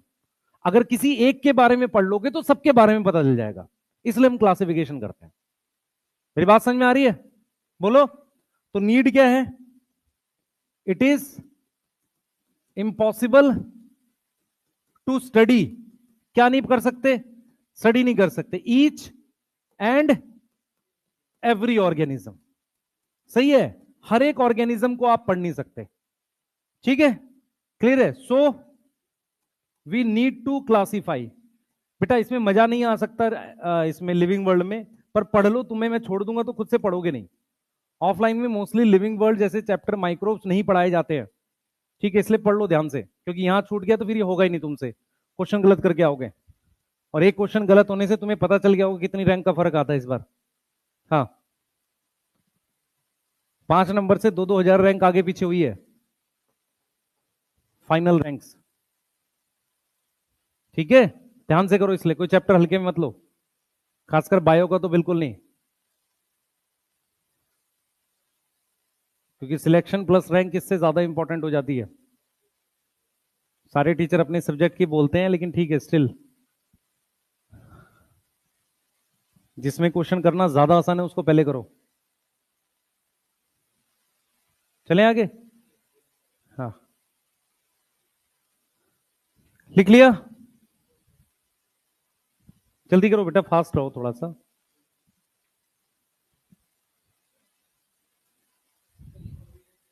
Convenient का मतलब होता है जो हम आसानी से बना पाए कैरेक्टर देख के, on the basis of features या कैरेक्टर्स जो इजीली ऑब्जर्व हो सके। जैसे मान लो मैंने कहा कि सेल वॉल को फीचर बना के या क्लोरोफिल को फीचर बना के मैंने कैरेक्टरी बना दी प्लांट, तो आराम से जो कैरेक्टर देख के आप कैटेगरी बना सकते हो। कन्वीनियंट मतलब आसानी से। क्लियर है? ठीक है, मैं आपको अगला टॉपिक बता रहा हूं, टेक्सॉन और कैटेगरी में डिफरेंस। टेक्सॉन और कैटेगरी में क्लियर डिफरेंस बता रहा हूं, ध्यान से सुनेंगे सारे बच्चे। ठीक है, क्लियर? चलिए, लाइट नहीं आ रही है क्या? एसी नहीं चल रहे? अच्छा, चलो कोई नहीं, क्या करना है। लिख लिया? लिख लिया? बेटा तीसरी क्लास आते आते तक तुम्हारी शक्लें क्यों उतर जाती हैं? पढ़ा करो ना ध्यान से। भाई सुनो तो सही, तुम्हें एनी हाउ पढ़ना है ये टॉपिक। दूसरा, तुम लोग ड्रॉपर के बच्चे हो बेटा, अगर आप इस तरीके से पढ़ोगे दिक्कत फंसेगी आप लोगों को। आप 11th-12th में होते तो अलग बात होती। सही है भाई? इतना बड़ा मुंह खोल रहा है। इधर सुनो, आप 11th-12th में होते तो ये बात होती कि चलो हम पढ़ाई कर रहे हैं, सीख रहे हैं, ये चांस मिला हुआ है आपको दोबारा। और अगर आपको किसी मोटिवेशन की आवश्यकता है, एक मोटिवेशन वीडियो रील देखने की, पढ़ने के लिए, तो बहुत खराब सिचुएशन है, मैं पहले बता रहा हूं। ये कोई मोटिवेशन नहीं होती, एक ही और ये भी खराब मोटिवेशन है कि मुझे अपने माता पिता के लिए डॉक्टर बनना है। तुम्हें अपने लिए बनना भाई, किसी के लिए कोई कुछ नहीं बन सकता। सही है? वो तुम्हें लगता है ऐसा, लेकिन तुम किसी दूसरे के लिए बहुत लंबे समय तक कोई काम नहीं कर पाओगे जब तक तुम्हें खुद से उसका डेडिकेशन, तुम्हें उसकी इंपॉर्टेंस नहीं पता है। क्लियर? तुम ये नहीं कर सकते। इसीलिए लंबा है समय, अभी कम से कम 6-7 महीने, 8 महीने का समय है, लग के पढ़ना है। तो जब क्लास में रहो तो फिजिकली मेंटली प्रेजेंट रहो, कुछ सीखने की कोशिश करो, बहुत आसानी से निकल जाता है समय। क्लियर? अगर आप देखें 1/4 सिलेबस लगभग कंप्लीट है, तो 3/4 आखिरी पे जा रहे हैं, और उसमें से जो लास्ट का 1/4 होगा वो बहुत फास्ट होता है, सब जगह होता है, ऐसा नहीं है। तो आपको कम से कम रिवीजन जो फंसेगी ना दिसंबर में जाकर के, रिवाइज कैसे करें, समय नहीं मिल रहा है, वो यहां करो छोटे छोटे पैचेस में। ये छोटे छोटे टुकड़े जो हैं इनको पकड़ लो, नहीं तो फंस जाओगे। क्लियर है? कोई नहीं जानता बेटा, बहुत लोगों को पता ही नहीं होता कि मेरे 550 आ रहे हैं, 500 आ रहे हैं, 400 आ रहे हैं, लास्ट में बड़े और मैं सिलेक्ट हो गया, अचानक से होता है। और इस साल तो हमने एक खास चीज देखी है, बहुत सारे वो बच्चे भी सिलेक्ट हुए हैं जिन्होंने लास्ट के 2-3 महीने पढ़ाई की, लेकिन उनके पिछली बार 550 पौने 600 थे, आखिरी में पढ़े। बहुत से ऐसे भी सिलेक्ट हुए जिनको कॉलेज मिला हुआ था, बीडीएस, बीएमएस, वो भी निकले हैं, पेपर आसान था, नहीं तो वो नॉर्मली निकलते नहीं, उनका अटक ही जाता है सिलेक्शन। ऐसे भी बहुत सारे बच्चे निकले। क्लियर है? कि इस साल एक अजीब सा ट्रेंड दिखा है, बहुत बच्चा निकल गया है अचानक से। तो ऐसा नहीं है, इसलिए कह रहा हूं कि मेंटली प्रेजेंट रहा करो, उससे तुम्हें नुकसान, क्योंकि पढ़ रहे हो ना उसे बिल्कुल एकदम, हो सकता है लिविंग वर्ल्ड इसके बाद तुम्हें मौका ही ना मिले दोबारा रिवाइज करने का, यही है जो भी है, क्योंकि बाकी काम भी तो है, फिजिक्स भी तो है इतनी सारी। तो जो भी पढ़ो ध्यान से पढ़ो। देखो क्या कह रहा है, एनसीईआरटी सुन लो ध्यान से बस। Since it is nearly impossible, सही है, नियरली इंपॉसिबल टू स्टडी, सारे जीव नहीं पढ़ सकते, सही है, तो हमें नेसेसरी टू डिवाइस, डिवाइस क्या होता है? यंत्र नहीं, तरीका। हमें क्या चाहिए? नेसेसरी टू डिवाइस, हमें कुछ तरीके निकालने हैं टू मेक दिस पॉसिबल, इसको पॉसिबल बनाने के लिए। दिस प्रोसेस इज क्लासिफिकेशन, किसी तरीके से ग्रुपिंग करने को क्या बोलते हैं? क्लासिफिकेशन। तो क्लासिफिकेशन एक प्रक्रिया है, प्रोसेस है, by which anything is grouped into convenient. Convenient का मतलब जो सही है, प्रॉपर है। फॉर एग्जांपल, प्लांट को प्लांट में रखना है, एनिमल को एनिमल में रखना है, based on some easily observable character, based on some easily observable character. Clear है? आसानी से ऑब्जर्व होने वाले कैरेक्टर के आधार पर, based on some easily observable character,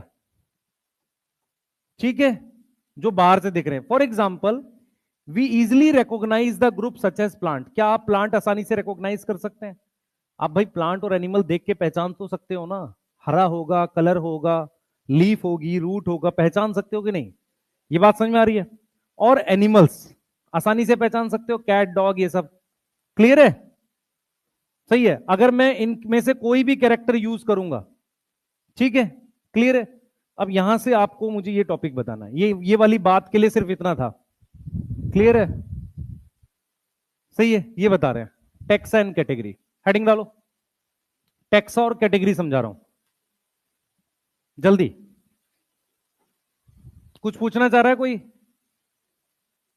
सबको ये समझ में आ गया है कि कितनी स्पीशीज डिस्कवर है? ठीक है। क्लासिफिकेशन एक प्रोसेस है जिसके अनुसार ग्रुप कर रहे हैं, किसके हिसाब से? Character based. सारे ऑर्गेनिज्म को आप नहीं पढ़ सकते, क्योंकि सारे ऑर्गेनिज्म पढ़ोगे ही क्यों? जब एक के बारे में पता चल जाएगा तो दूसरे बारे के में मत पढ़ो। सही है? हाँ हाँ भाई, इधर आ जाओ। टेक्सा और कैटेगरी में डिफरेंस बताते हैं। इधर देखो बेटा, ध्यान से सुनना, ध्यान से सुनना, इंपॉर्टेंट है। कैटेगरी क्या होता है बेटा? एक ग्रुप होता है। कैटेगरी क्या होता है? एक प्रकार का ग्रुप होता है। ग्रुप है on the basis of some criteria, आधार पे, किसी भी आधार पर जो ग्रुप बनाया जाता है उसको क्या बोलते हैं बच्चे? कैटेगरी बोलते हैं। टेक्सोन क्या होता है? टेक्सोन या टेक्सोनोमिक कैटेगरी, ध्यान से सुनना, टेक्सोन या टेक्सोनोमिक कैटेगरी क्या होती है? ये क्या होता है बेटा?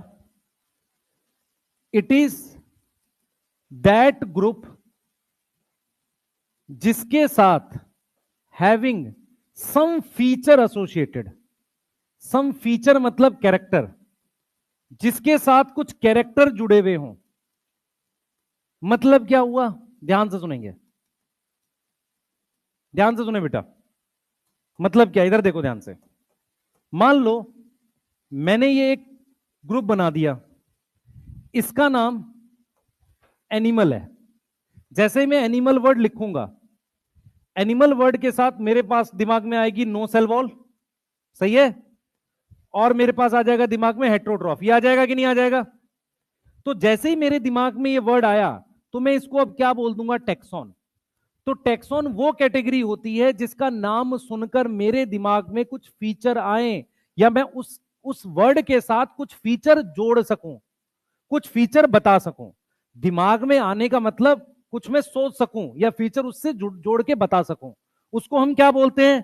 टेक्सोन बोलते हैं। ये समझ में आ रहा है? अब जरा ये देखो, इसके अंदर मैंने एक बड़ा ग्रुप रख दिया जिसको मैंने बोल दिया कॉर्डेट। क्या बोल दिया? कॉर्डेट। तो कॉर्डेट जो है एक फाइलम है, इसके अंदर मैंने क्लास रख दी मेमिलिया।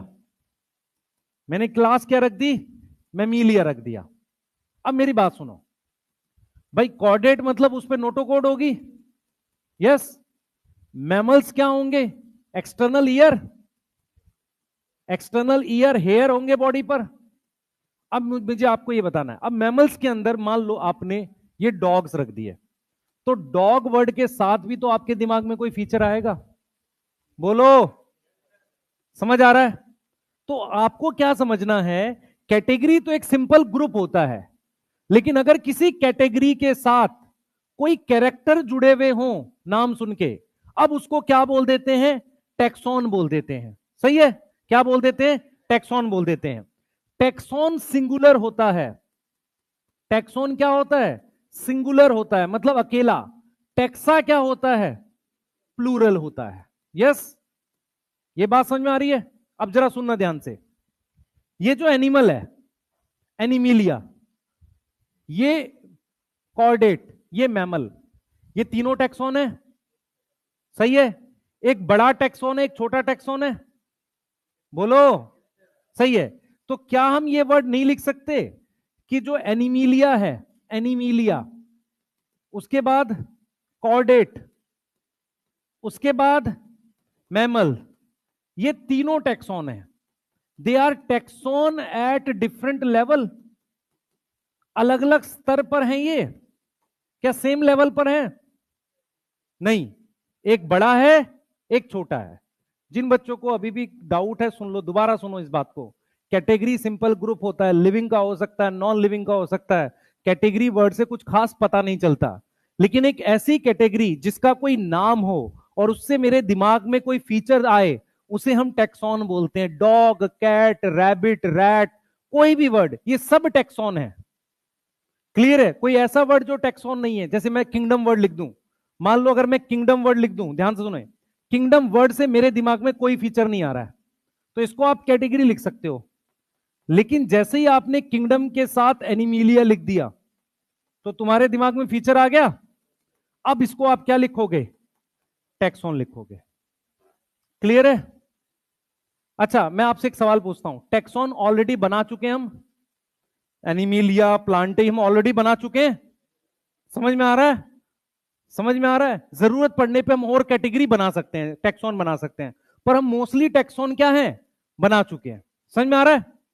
बोलो, ये क्लियर है? ठीक है, चलिए नोट करिए, पूछो। आवाज ही नहीं आएगी तो कैसे पूछेगा, बता। कुछ पूछना है किसी को? बोल बेटा। हाँ,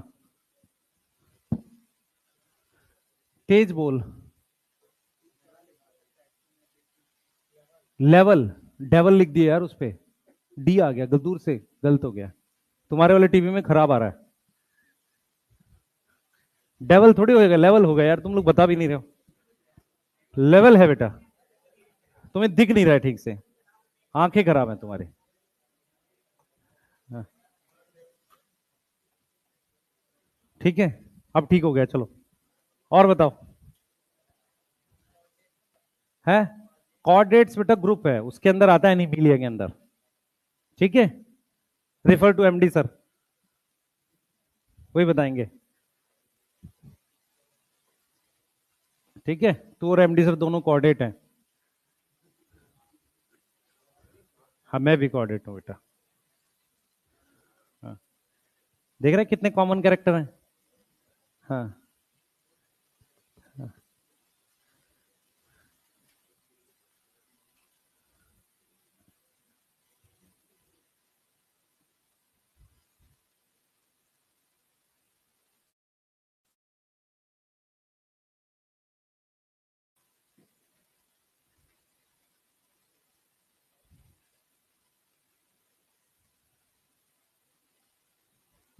लिख लिया? एक बार एनसीईआरटी रीड करेंगे सब लोग वहां तक। हम लोग टेक्सोनोमी पे आ रहे हैं फटाफट से। किस पे आ रहे हैं? टेक्सोनोमी पे।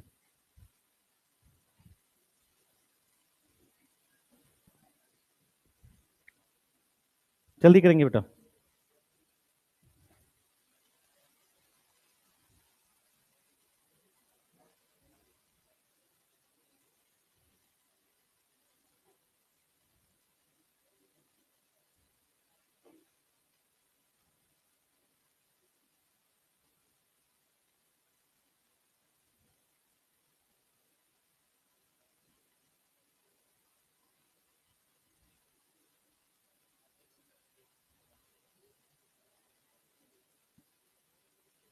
हो गया बेटा? लिख लिया? चलिए आइए। अरे लिखने के बाद एनसीईआरटी पढ़ा करो, भगवान ने 2 एनसीईआरटी बनाई है बायो की, पढ़ लिया करो उन्हें। टेक्सॉन में नॉन लिविंग वर्ड नहीं होता बेटा, चेयर टेक्सॉन में नहीं आएगी, सिर्फ लिविंग ऑर्गेनिज्म आएंगे। ठीक है,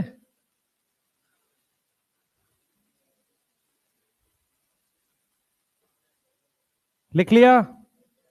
चलिए आगे चलेंगे, एक बार एनसीईआरटी देख रहे हैं इसकी। तुम्हें टेक्सॉन समझ में आ गया है? ठीक है, एंजियोस्पर्म क्या है? टेक्सॉन है। सही है, बहुत सारे होंगे तो क्या बोलेंगे? टेक्सा। सही है, और मान लो Animalia, chordate, mammal, they are taxon at different level, स्तर अलग अलग है, एक बड़ा है एक छोटा है, समझ में आ रहा है? चलिए आगे आइए, बस भाई बात नहीं करो, यहां पे आओ। देखो क्या कह रहा है, कह रहा है कि similarly suppose we are to say mammal, अगर हम मैमल बोलते हैं, you would of course think of animal with external ear and body hair, तुम्हारे दिमाग में ये आएगा, समझ में आ रहा है? लाइकवाइज अगर मैं प्लांट की बात करता हूं और गेहूं की बात करता हूं तो तुम्हारे दिमाग में एक पिक्चर बनेगी गेहूं की, मैं राइस की बात करता हूं तो उसके फीचर आएंगे। Hence all this dog, cat, mammals, wheat, rice, plant, animals are convenient categories हैं, सही है, क्लियर है? इन कैटेगरीज जिसमें हम क्या पढ़ते हैं, ऑर्गेनिज्म, इन कैटेगरीज के लिए वर्ड क्या यूज करते हैं, टेक्सा। अब देखो बेटा इसने कैटेगरीज लिखा ऐसे, यहां पे प्लूरल है, टेक्सा यूज करते हैं। You must recognize that taxa can indicate categories at different level, ये वाली लाइन समझ पा रहे हो? टेक्सा क्या है, कैटेगरी अलग अलग लेवल की है, मतलब एक बड़ी है एक छोटी है, इस तरीके से। प्लांट ऑल्सो टेक्सा है, wheat is taxa, similarly animals, mammals, dogs, ये सब टेक्सा हैं। But you know that dog is a mammal and mammals are animals, therefore ये रिप्रेजेंट क्या कर रहे हैं, डिफरेंट लेवल, ये समझ आ रहा है? अरे यही तो कह रहे हैं बेटा यहां पे कि मान लो मैमल एनिमल में आ रहा है और यहां पर डॉग मैमल में आ रहा है, तो ये टेक्सा हैं सारे अलग अलग लेवल पे, ये कह रही है एनसीईआरटी। टेक्सा समझ में आ गया? टेक्सा टेक्सॉन में फर्क समझ में आ रहा है? सिंगल को टेक्सॉन, बहुत सारे को टेक्सा। टेक्सॉन एक ऐसी कैटेगरी होती है जिसके कैरेक्टर दिखते हैं, पढ़ सकते हैं, कोई कैरेक्टर होते हैं, क्लियर है? सिर्फ एक कैटेगरी है जिनमें जिंदा लोगों को, मतलब ऑर्गेनिज्म को रखा जाता है, क्लियर? किसके आधार पर, फीचर के आधार पर। Now what is taxonomy? अब टैक्सोनॉमी क्या है, ये भी तो कुछ होता होगा। तो टैक्सोनॉमी क्या है बेटा, ध्यान सुने, ये वो ब्रांच है, ये ब्रांच ऑफ बायोलॉजी है जो किससे डील करती है, डील्स विद, किससे डील करती है, deals with classification, deals with process of classification.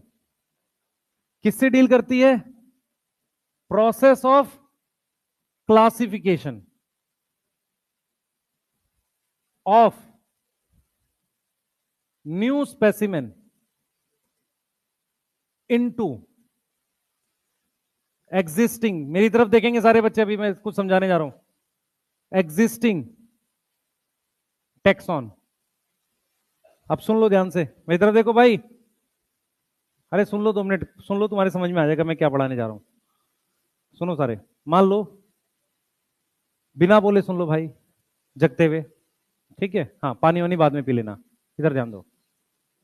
मान लो तुम्हें घर में काम मिला है कि तुमने रूम पूरा बिखेर रखे हैं, 2-3 बिखेर रखे, मतलब सारा सामान फैला रखा है, उसमें 5-7 अलमीरा है, 3 इधर है, अलमीरा मतलब अलमारी, ठीक है, 3-4 इधर है, 3-4 दूसरे रूम में होंगी, ठीक है? ठीक है, तुम्हें काम मिला है उसमें चीजें सरियाने का, है ना? ठीक है, सरियाने का, ठीक है, एज पर बिहार नोमेनक्लेचर, ठीक है? हाँ, चलो अब सुनो ध्यान से क्या हुआ है।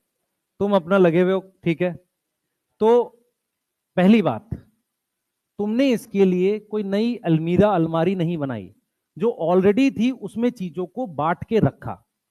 टेक्सोनोमी क्या है, एक ऐसा प्रोसेस है कि जब कोई नया ऑर्गेनिज्म मिलेगा, ऑलरेडी जो ग्रुप बने हुए हैं उसमें तुम चीजें प्लेस कर रहे हो, रख रहे हो, समझ आ रहा है? उसके पूरे प्रोसेस को हम क्या बोलते हैं, टेक्सोनोमी बोलते हैं, सही है?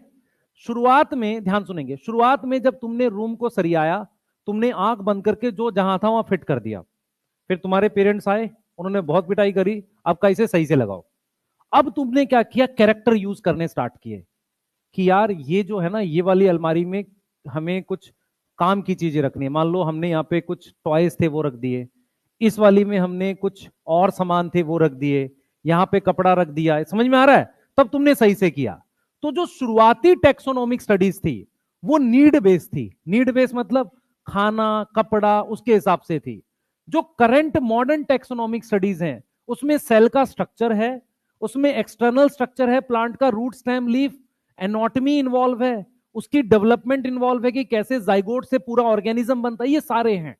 तो टेक्सोनोमिक स्टडीज क्या होती हैं, आप किसी नए प्लांट और एनिमल को जो कैटेगरी ऑलरेडी बनी हुई है उन कैटेगरी उन अलमारी में रख रहे हो, उसे हम क्या बोलते हैं, टेक्सोनोमी बोलते हैं। ये चीज समझ में आ रहा है।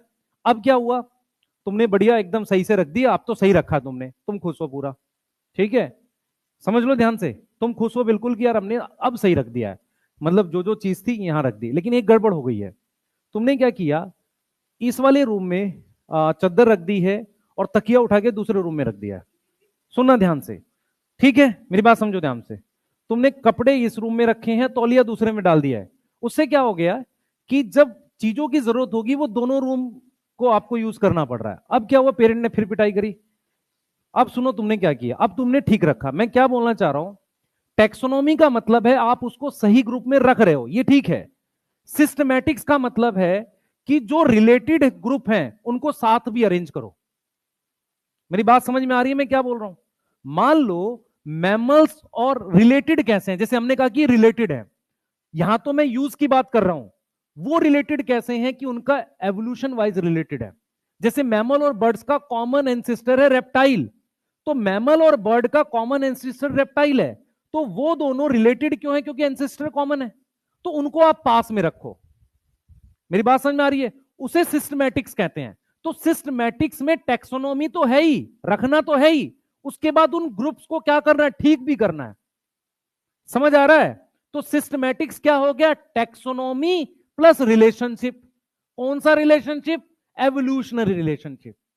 टॉपिक समझ में आ रहा है, टेक्सोनोमी सिस्टमैटिक्स। बोलो, दिमाग में अगर टॉपिक की थोड़ी सी डिटेल रहेगी आप क्वेश्चन पढ़ के आसानी से सॉल्व कर पाओगे। सबसे पहले अपने दिमाग में रखो कि टेक्सोन ऑलरेडी बने हुए, हम नए नहीं बना रहे हैं। कोई नया प्लांट और एनिमल मिलेगा उसको रख रहे हैं, सही है। बोलो, तो टेक्सोनोमी एक क्या है, प्रोसेस है। क्या है, प्रोसेस है। इसके स्टेप्स क्या होने चाहिए, स्टेप्स इन टेक्सोनोमी क्या होना चाहिए। सबसे पहले क्या करो, सबसे पहले कैरेक्टराइजेशन करो या डिस्क्रिप्शन करो। कैरेक्टराइजेशन कर दो या क्या कर दो, डिस्क्रिप्शन कर दो। अब ये मेरी बात बहुत ध्यान से सुनेंगे आप लोग। कैरेक्टराइजेशन और डिस्क्रिप्शन का क्या मतलब होता है, सुने बेटा, प्लीज फोकस करो मेरी तरफ, प्लीज फोकस करो।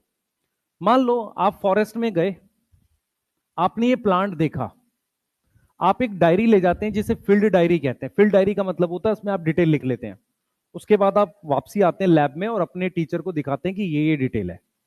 तो ये जो कैरेक्टर्स लिखे जाते हैं इस प्रोसेस को हम क्या बोलते हैं, कैरेक्टराइजेशन और डिस्क्रिप्शन।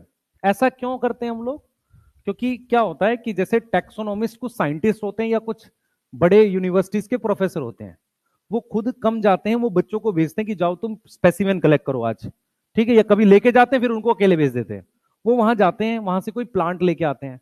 पॉइंट क्या है, वो प्लांट जब देखते हैं तो उसके फीचर वहीं लिख लेते हैं, नहीं तो घर लाते लाते प्लांट तो खराब हो जाएगा। समझ आ रहा है।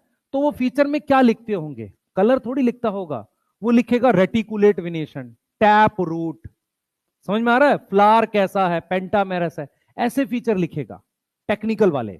जब वो फीचर नोट कर देगा इसको ये कहेंगे। अब वो जब वापसी आए तो टीचर ने कहा कि काम करते इसको पहचानते हैं। तो उस टीचर ने, उस प्रोफेसर ने क्या करा, किताब निकाली अपनी, है ना, मोटी सी 2-3 किताबें निकाली, उसकी मदद ले ली, या उसने इंटरनेट पे डाल के देखा।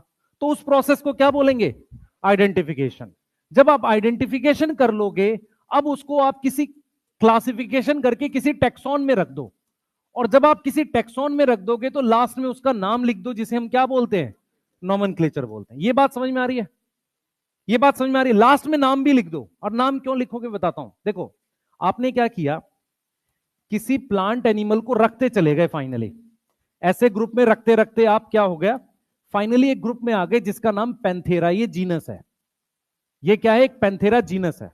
इसमें 3 स्पीशीज हैं, टिग्रिस है, टाइगर, लॉयन है, क्या बोलते हैं उसे, लियो, और लेपर्ड है, पर्डस। 3 हैं, 3 स्पीशीज हैं।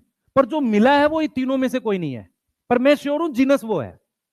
तो मुझे अब क्या बनानी पड़ेगी, चौथी स्पीशीज बनानी पड़ेगी। समझ में आ रहा है? तो क्या जीनस वाली कैटेगरी बनी हुई थी? हाँ बनी हुई थी, पर अब मुझे एक नई स्पीशीज लिखनी पड़ेगी। सही है। अब हम नाम कैसे रखेंगे? पता चला वो अरावली पे मिला है, तो उसका नाम रख देंगे पैंथेरा अरावलिस। समझ में आ रहा है? नॉर्मली जगह के हिसाब से रखते हैं, या किसी रिवर के पास मिल गया है, रीजन के हिसाब से नाम रख देते हैं उसका। जीनस वही है, नया नाम बन गया, मतलब एक नई स्पीशीज डिस्कवर हो गई। अब उस नाम को हम नोट कर देते हैं, एक इंटरनेशनल ऑर्गेनाइजेशन होगी, पहले इंडिया की होगी, इंडिया वाली पे नोट करेंगे, इंडिया वाला उसको इंटरनेशनल भेजेगा। 6 महीने लगेगा कि कोई उस पर क्लेम तो नहीं डाल रहा है, क्या सारी कुछ प्रोसेस फॉलो हुआ है। फिर जब वो एक्सेप्ट होता है तो एक बुक में पब्लिश होगा। कोई बुक आती होगी ना कि इस महीने कौन से नए नाम आए हैं, ऐसा कुछ होना भी चाहिए ना भाई। इस महीने ये 20 नए नाम आए हैं, 20 नई स्पीशीज आई, उसमें पब्लिश होगा। क्योंकि एज अ साइंटिस्ट मैं सारी किताबें थोड़ी चेक करता रहूंगा, मैं तो वो चेक करूंगा ना कि इस मंथ में कौन से 10 नए नाम आए। आ रहा समझ? ये ऐसे काम चलता है। और लास्ट में जाके नॉमेनक्लेचर इसलिए करते हैं क्योंकि वो ग्रुप में रखने के बाद करोगे तो सही नाम आएगा। कैरेक्टर के बाद नॉमेनक्लेचर है। आप लोगों के जो नाम है पहले नॉमेनक्लेचर है, बाद में कैरेक्टर आ रहे हैं। सही है? नहीं, नाम जैसे रोशन रख दिया, अंधेरा कर रखा है बच्चे ने पूरा, नहीं ठीक है, तो वैसा है। ये कैरेक्टर पहले रखेंगे फिर नाम है। क्लियर है? अच्छा, इनिशियल स्टडी कैसी थी? इनिशियल स्टडी कैसी थी बेटा? इनिशियल स्टडीज थी किस पर बेस? नीड बेस थी। यस, नीड बेस थी। मॉडर्न टेक्सोनोमिक स्टडी कैसी है? मॉडर्न टेक्सोनोमिक स्टडी कैसी है? कई चीजों पे है। सेल स्ट्रक्चर पर बेस्ड है, और किस पर बेस्ड है? Internal detail. और किस पर बेस्ड है? External detail. Yes. Ecological information क्या होती है? कहां मिल रहे हैं, किस सीजन में मिलते हैं? यस। और क्या लिख सकते हैं हम लोग? डेवलपमेंट। डेवलपमेंट मतलब जाइगोट कैसे एम्ब्रियो बना रहा है। क्लियर है? ठीक है, ये चीज समझ में आ रही है? जैसे कई बार क्या होता है बेटा, जो मैमल्स डेवलप करते हैं ना, वो जब इनिशियल स्टेजेस में फिश जैसे दिखते हैं, ठीक है, जब उनका जाइगोट डेवलप करता है ना, शुरुआत की कुछ स्टेजेस आती हैं, इससे पता चलता है फिश, मैमल, बर्ड्स, इनकी क्या है, कॉमन कैटेगरी है कहीं ना कहीं। क्लियर है? बोलो, ये समझ में आ रहा है? इससे रिलेटेड एक थ्योरी है जिसको रिजेक्ट कर दिया था एवोल्यूशन में, किसी को याद है? एक थ्योरी थी जो डेवलपमेंट को लेके बोलती थी, फिर उसको बाद में रिजेक्ट किया। क्या थी वो? ऑन्टोजेनी रिकैपिटुलेट फाइलोजेनी वाली, है ना? किसने रिजेक्ट किया था? है? ये रिजेक्ट हुई थी। ऑप्शन दो? अब खोजिए खुद से, चलो इसको लिखो। कुछ याद नहीं तुम्हें, सब पुराने पापी हो गए हैं। चलो नोट करो, सब भूल गया है। फिर आके कहते हैं सर बायो तो कर लेते हैं, फिजिक्स नहीं हो रहा है। ये तो भूल गए तुम सब, हैं? लुईस पास्टर नहीं था इसमें। अरे लिखो तो सही तुम, ये तो लिखो। एनसीईआरटी में है, उस पेज पे है जहां पर वो बना हुआ टेंड्रिल, और वो जहां पे स्टेम, टेंड्रिल और वो बना हुआ है ना डायग्राम, उस पेज पे लिखा हुआ है, क्लास 12 की एनसीईआरटी में।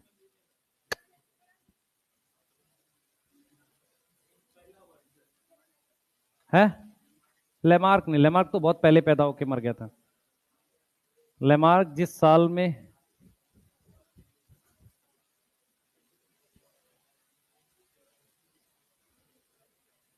लेमार्क ने जिस साल में थ्योरी दी, उस साल में डार्विन पैदा हुए थे।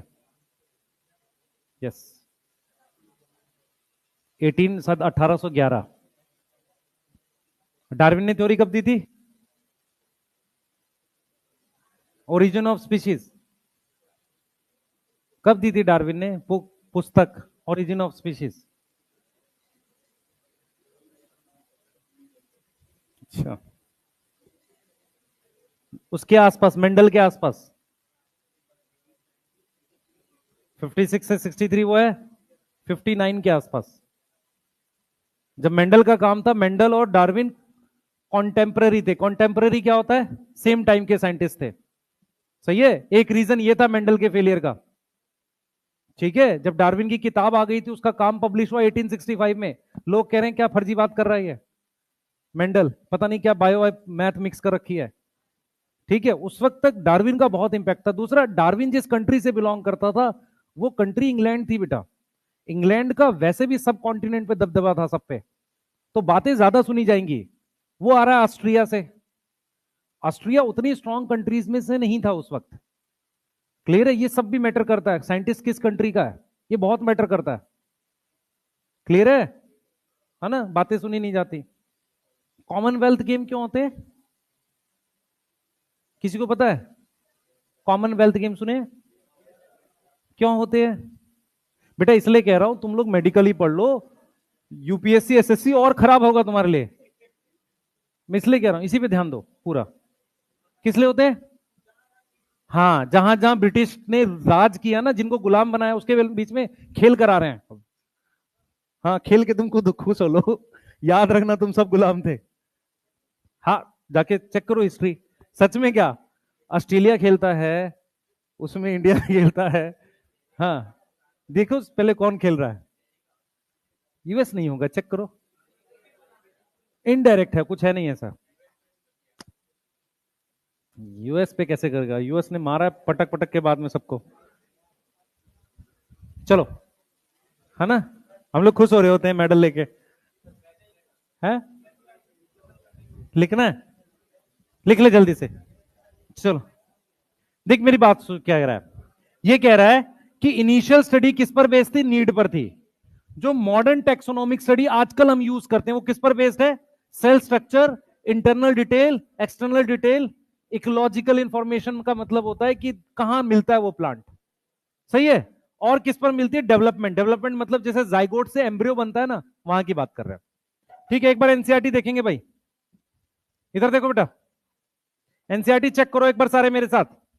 Based on characteristic all living, देखो लिविंग की बात कर रहा है, कैन बी क्लासिफाइड। सही है? लिविंग की बात कर रहा है, इनटू डिफरेंट टेक्सा। इस प्रोसेस ऑफ क्लासिफिकेशन को क्या कहते हैं? टेक्सोनॉमी। अब यहां पे खास बात क्या ध्यान रखनी है? टेक्सोनॉमी क्या है? क्या है? प्रोसेस है। सही है? तो प्रोसेस ऑफ क्लासिफिकेशन को हम क्या बोल रहे हैं? टेक्सोनॉमी। अब यहां पे देखो, ये किस पर बेस्ड है? External and internal along with the, फिर development process and ecological information. सही है? ठीक है, इस पर बेस्ड है। क्लियर है? ये किसके लिए है? Modern taxonomy. अब देखो इसके स्टेप्स क्या कह रहा है। देखो स्टेप्स कह रहा है, कैरेक्टराइजेशन, आइडेंटिफिकेशन, नॉमेनक्लेचर। ये क्या है? Are the process that are basic to taxonomy. ये सारी चीजें करते हैं टेक्सोनॉमी में। टेक्सोनॉमी कुछ नया नहीं है। Human have been always been interested in knowing more about various kind. क्यों जानना चाहते हैं? हमें फायदा लेना है। ठीक है? तो यहां पे क्या कह रहा है? With reference to our own use. सही है? Early days human being need to find sources for their basic need, roti kapda makaan. सही है? Hence the earlier classification are based on uses. यही चीज हम कह रहे हैं कि जो इनिशियल स्टडी थी वो नीड बेस्ड थी, वो यूज बेस्ड थी। समझ में आ रहा है? और जो मॉडर्न टेक्सोनोमिक स्टडीज हैं वो सब कुछ देख रही है। सेल का स्ट्रक्चर क्या है, मॉर्फोलॉजी कैसी, इंटरनल मतलब एनाटॉमी, मॉर्फोलॉजी कैसी है, किस जगह मिल रहा है, कैसे वो डेवलप कर रहा है। अच्छा, एक चीज मैं आपसे पूछना चाह रहा हूं, प्लांट में डेवलपमेंट के लिए बताता हूं, जो सो रहे हैं कृपया ध्यान दे। किसने किसने चने का सीड देखा है जब जर्मिनेट करता है, और किसने बीन का देखा है? कोई डिफरेंस बता सकता है? डिफरेंस बता। बीन, बीन, राजमा का बीन। अरे यार तुम्हें कुछ पता नहीं है, देख सुन लो, छोड़ो। इसमें ऐसे निकलता है प्लांट, इसमें ये ऊपर आ जाता है सीड का हिस्सा। किसी को अगर ध्यान हो, सीड का वो हिस्सा वो ऊपर आ जाता है, इसके साथ, इसके साथ वो ऊपर आ जाता है मिट्टी के बाहर। समझ में आ रहा है? तो क्या डेवलपमेंट में फर्क नहीं है? ये भी इसको भी बोल सकते हैं, क्लासिफिकेशन में यूज कर सकते हैं।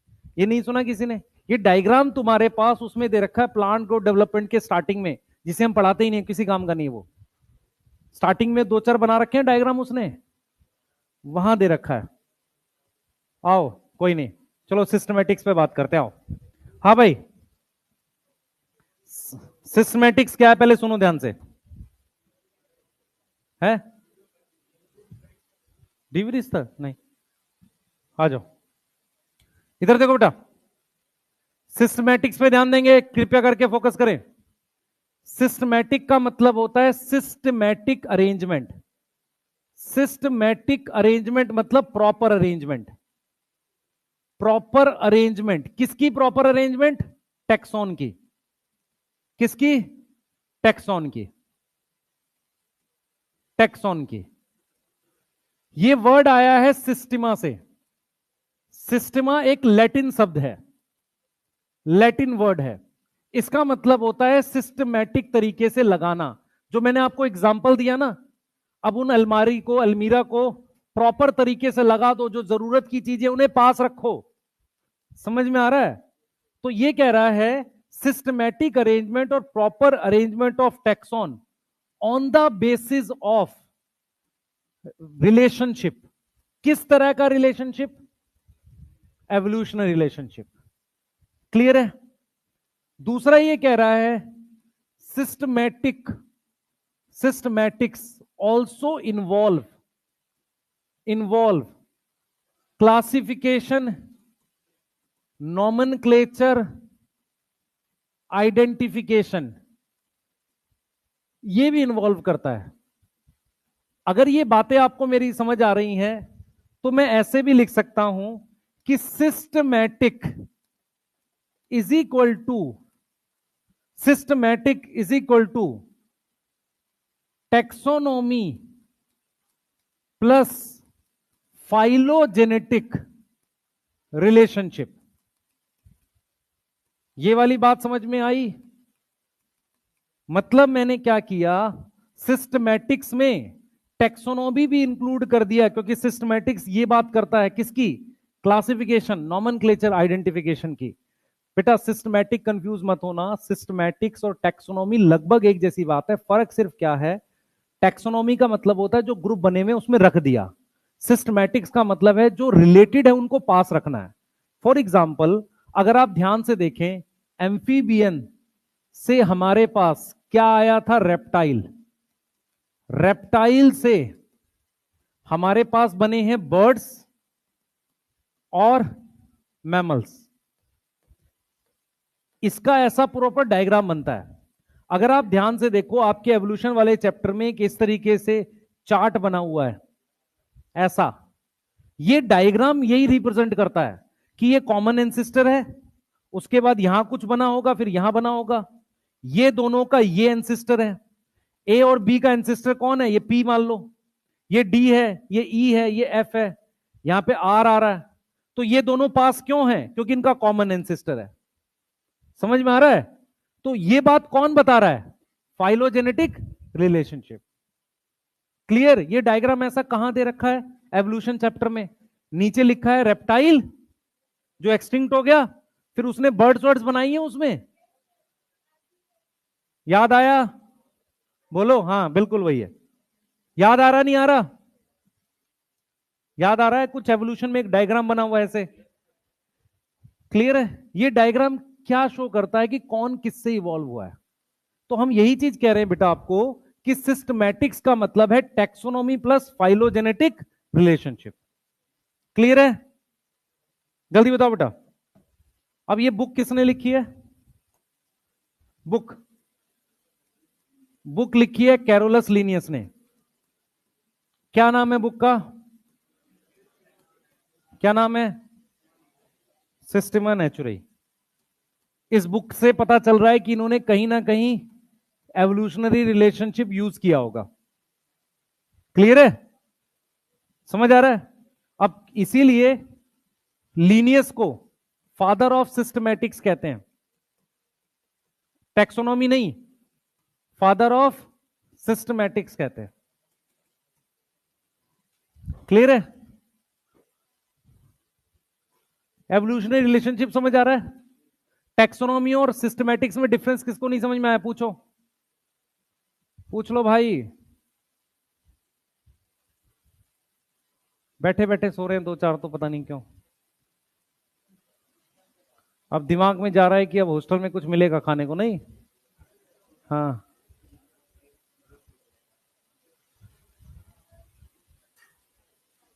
बेटा टेक्सोनॉमी का एक मतलब है, एक प्रोसेस है जिसमें कोई नया प्लांट और एनिमल मिलेगा, उसको आप एक ग्रुप में रख दोगे।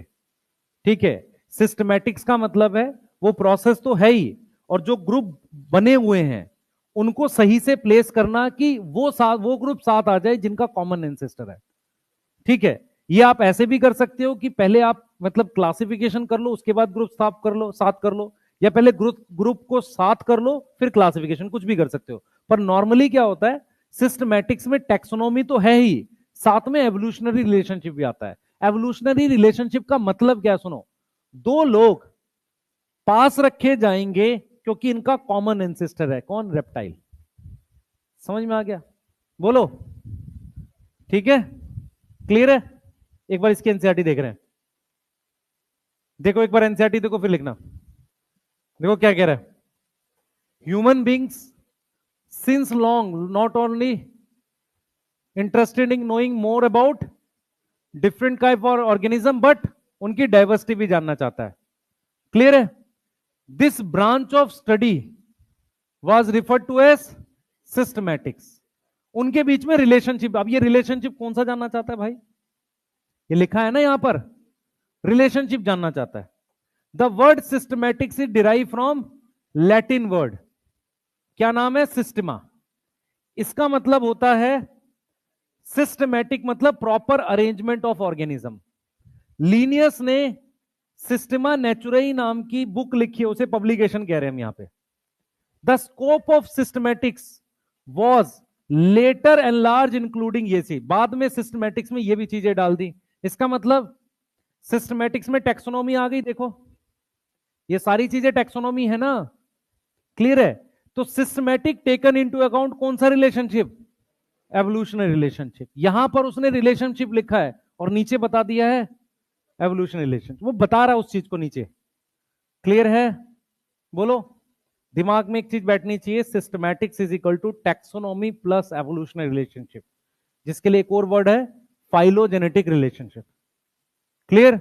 इसका मतलब क्या होता है, वो ऑर्गेनिज्म जिनके कॉमन एंसेस्टर है वो साथ रखे जाएंगे, साथ मतलब पास रखे जाएंगे। सही है, बोलो। ठीक है, इनको नोट कर लें, कल करेंगे इसके आगे। ठीक है।